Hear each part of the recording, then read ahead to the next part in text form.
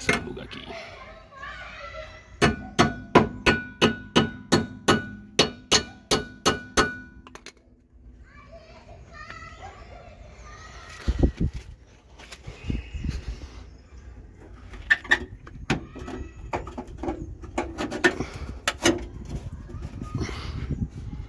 Folgado aqui no aço também.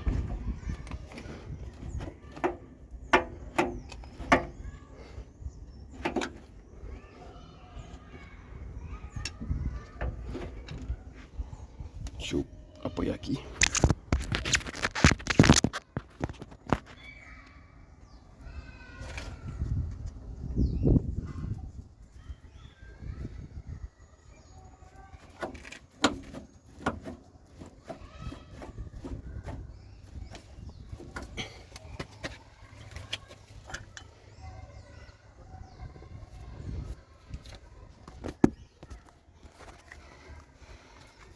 Tudo lubrificadinho agora. Só tirar um excesso aqui para não ficar muito melecado.